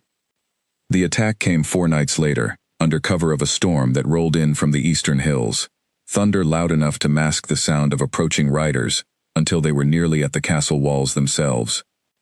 Draven had prepared as thoroughly as time allowed, doubling the guard at every entrance, stationing his most trusted warriors near the private wing where Alira now slept, and keeping Roland close at hand with clear instructions to move quickly, should any sign of trouble appear. Still, when the alarm finally sounded, sharp and urgent through the storm-soaked night, every careful preparation felt suddenly, terribly insufficient. Hale had returned, Not with the small group of scouts he had brought before, but with nearly 20 trained fighters under Garrick's direct command, moving swiftly through the storm toward the castle's outer walls with the confidence of men who believed their mission would be simple and swift. They were wrong. Draven's guards met them at the outer gate, holding the line long enough for warning to reach the castle's inner wings, before the attackers could break through entirely. Draven himself rushed toward the private chambers the moment the alarm sounded, finding Alira already awake, dressed, and pale with a fear he recognized instantly as 15 years of buried terror finally rising back to the surface. "They're here," she said, her voice steady despite the visible trembling in her hands. "I can feel it, the same way I felt the fire that night." "You're not facing this alone," Draven said firmly, taking her hand briefly, before turning to the guards stationed outside her door. "Get the prince to the safe chamber below the western tower immediately, and keep him guarded with everything we have. Alira comes with me." The guards moved quickly to comply, and Draven led Alira through the storm-lashed corridors toward the courtyard, where the sounds of fighting had already begun echoing off the stone walls. Steel met steel in the darkness, illuminated only by scattered torches and flashes of lightning overhead, and Draven felt his own wolf spirit rising sharply in response to the danger closing in around everything he had sworn to protect. Hale found them near the courtyard's edge, breaking through the outer defense with brutal efficiency, his sharp eyes locking immediately onto Alira the moment he spotted her. "There you are," he said, his voice carrying easily over the storm. 15 years is a long time to hide, little Ember. Garrick will be pleased to finally close this matter properly. You'll have to go through me first," Draven said, stepping deliberately between Hale and Alira, his own wolf strength rising visibly now, gold eyes sharpening with dangerous intent. Hale studied him for a brief moment, clearly weighing the wisdom of challenging an Alpha King directly on his own territory, before shrugging with cold indifference. "As you wish. Garrick's orders were clear enough. Anyone standing between us and the survivor becomes an acceptable loss." The fight that followed was brutal and fast, Draven meeting Hale's opening strike with practiced skill, honed through years of leading his people through war, steel and claw clashing in the storm-soaked courtyard, while guards from both sides continued their own fierce struggle nearby. Alira watched, heart pounding, every instinct screaming at her to run, to hide the way she had learned to survive for 15 long years. But watching Draven fight for her, risking everything to protect a secret that had cost her everyone she once loved, something shifted deep within her chest. The old fear that had defined her entire life suddenly felt smaller than the fierce, protective love growing steadily inside her these past weeks, smaller than the fragile hope she had finally allowed herself to feel within these castle walls. She was done hiding. As Hale drove Draven back with a particularly vicious strike, Alira felt the same fire that had saved the young prince weeks earlier surge fully awake within her chest, no longer something to suppress or fear, but something to embrace completely. She stepped forward, placing herself directly between Draven and Hale's next attack, and released 15 years of buried strength in a single, decisive motion.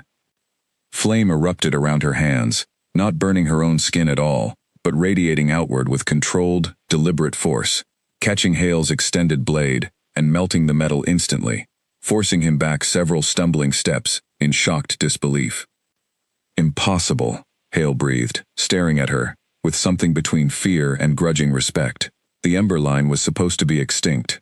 "I am the Ember Line," Alira said, her voice steady and strong in a way she had never allowed herself to sound before, not once in 15 years of careful hiding. "And I am done running from cowards who murder families in the dark rather than face them honestly." The remaining strength of her awakened spirit blazed brightly around her, illuminating the storm-soaked courtyard with warm, golden light that pushed back the darkness and rain alike. Hale's remaining fighters, witnessing this display of power they had believed eliminated entirely 15 years earlier, hesitated visibly, their earlier confidence crumbling rapidly into uncertain fear. Draven, recovering quickly from Hale's earlier strike, moved immediately to press their sudden advantage, rallying his own guards with renewed determination. "Stand with her," he called out firmly, loud enough to carry over the storm. "She is under my protection, and this castle does not surrender what belongs to it." The battle turned quickly after that. Faced with Alira's unexpected power and Draven's fierce, rallying leadership, Hale's remaining fighters began retreating steadily toward the outer gates, their earlier confidence in an easy victory replaced entirely by desperate calculation about how quickly they might escape this suddenly disastrous mission. Hale himself remained, staring at Alira with an expression that had shifted from cold confidence into something far more calculating. Garrick will not simply accept this failure, he warned. He fears what your bloodline represents too deeply to let this matter rest, regardless of tonight's outcome. Then tell him this, Alira said firmly, flame still flickering warmly along her hands, though no longer aimed at causing harm, simply present, undeniable proof of exactly who and what she truly was. I am not hiding anymore. I am not alone anymore. And if he wishes to test whether I remain as easy a target as he once believed, he is welcome to try. But he will find this castle, and everyone within it, prepared to answer that challenge fully. Hale studied her for a long moment, then glanced toward Draven, standing firmly beside her despite his own visible injuries from their earlier clash, and toward the guards rallying steadily around them both. Whatever calculation passed through his mind in that moment, he finally decided against pressing an already lost battle further. This is not finished, he said finally, though his voice carried far less confidence than before. But tonight, we withdraw. He signaled his remaining fighters, and they retreated swiftly into the storm-soaked darkness beyond the castle walls, leaving behind only the fading echoes of battle and the steady, warm glow still radiating gently from Alira's outstretched hands. Draven turned to her immediately, once the danger had fully passed, his expression a complex mixture of relief, admiration, and something far deeper that he no longer bothered trying to hide. You saved us, he said quietly. Again. Alira looked down at her own glowing hands, still faintly surprised by the strength she had finally allowed herself to embrace fully after 15 years of careful suppression. I saved myself, she said slowly, understanding the truth of her own words even as she spoke them.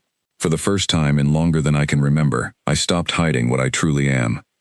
Draven reached for her hand gently, the warm glow still flickering softly beneath her skin, and found it did not burn him at all, simply radiated a comfortable, steady warmth that felt, somehow, entirely natural between them.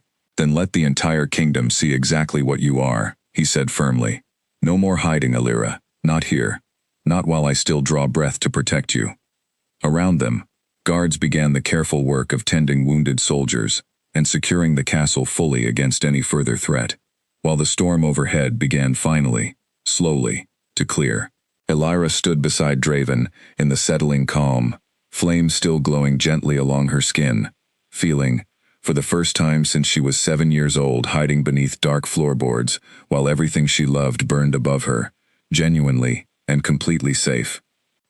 By morning, word of the night's events had spread through every corner of the castle, servants and nobles alike whispering about the storm, the fighting, and the strange golden light that several guards swore they had witnessed blazing across the courtyard sometime after midnight.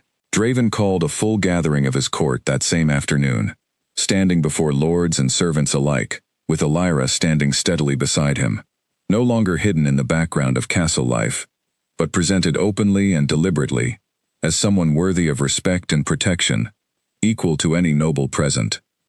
Many of you have heard rumors already about what happened here last night, Draven began, his voice carrying clearly across the assembled hall. I will not allow rumor to replace truth any longer.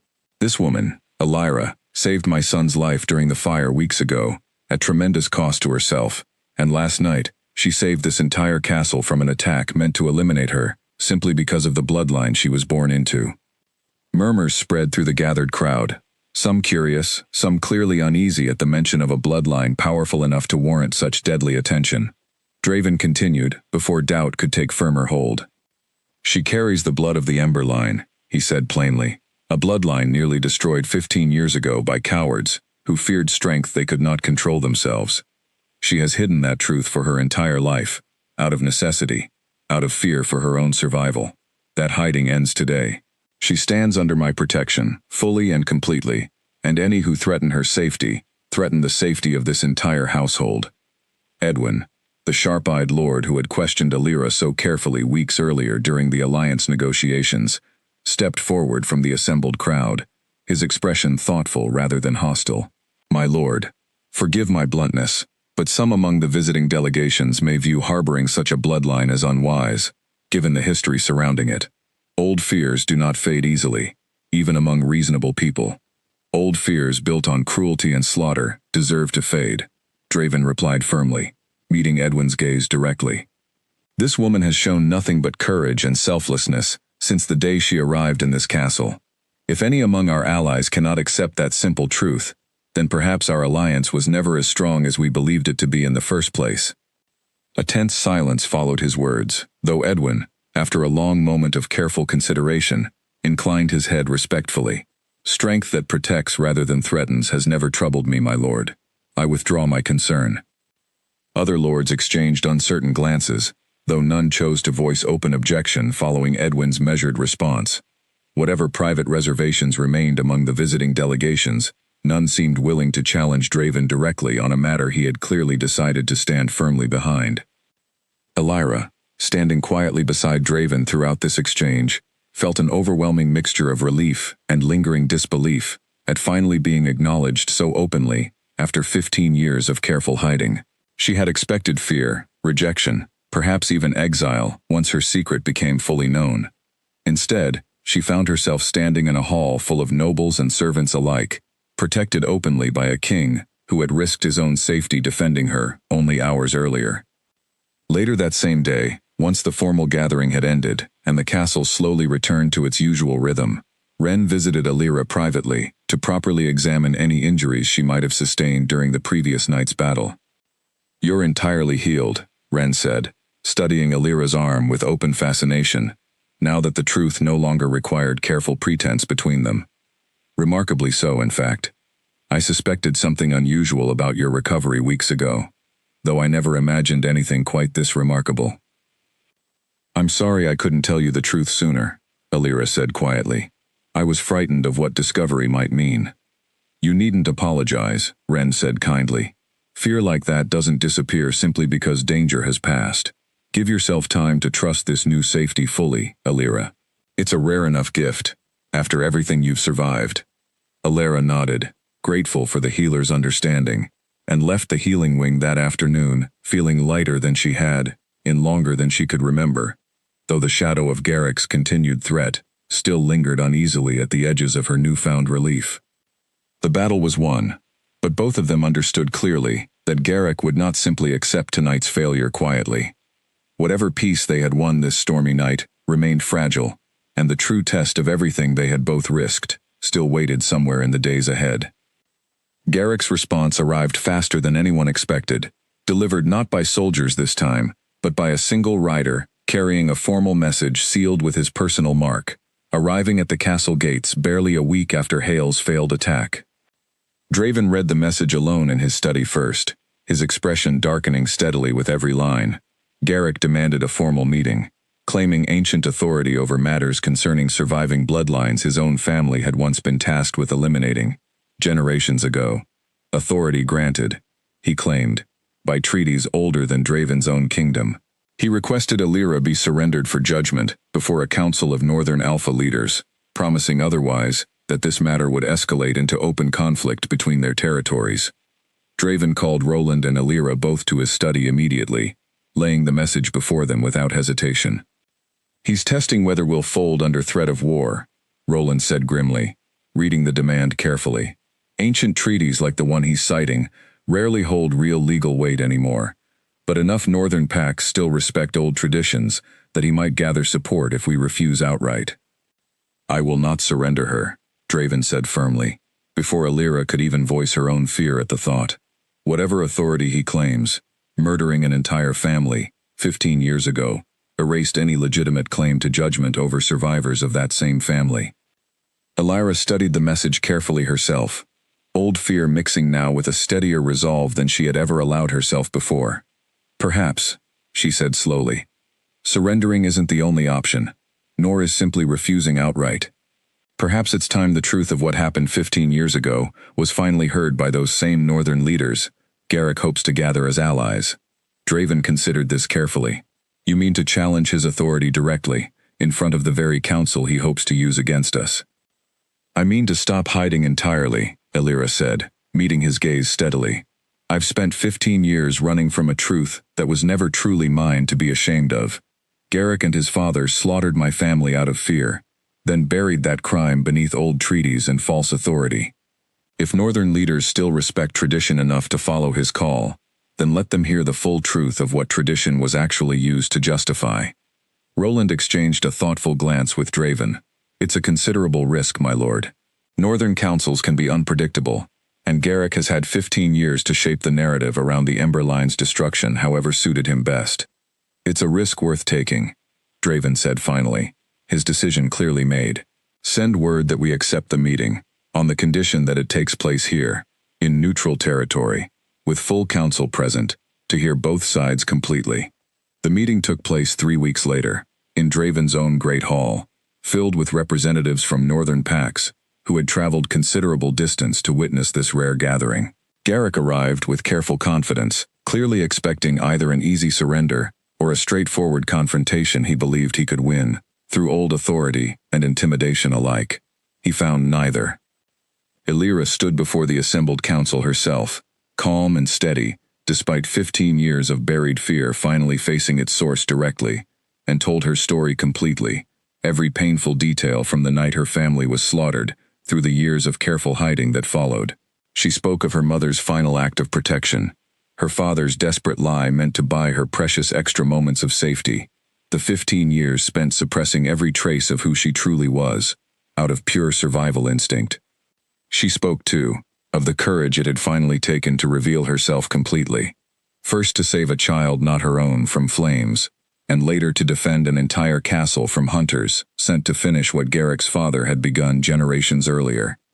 The assembled council listened in heavy, uncomfortable silence, several older leaders exchanging troubled glances, as details emerged that clearly did not match whatever justification Garrick's family had originally offered for the Ember Line's destruction all those years ago. This was no measured response to genuine threat, one Elder Pack leader said finally, her voice carrying clear disapproval across the hall. This was slaughter, justified afterward, through fear and false authority.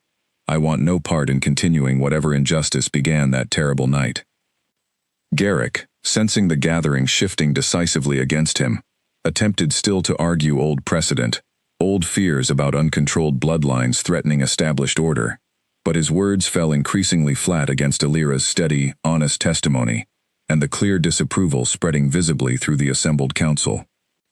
I came here believing I still held rightful authority over this matter, Garrick finally admitted, his earlier confidence crumbling entirely under the weight of collective judgment, now turning firmly against him. I see now that authority was never truly legitimate at all, only fear, dressed carefully in old tradition.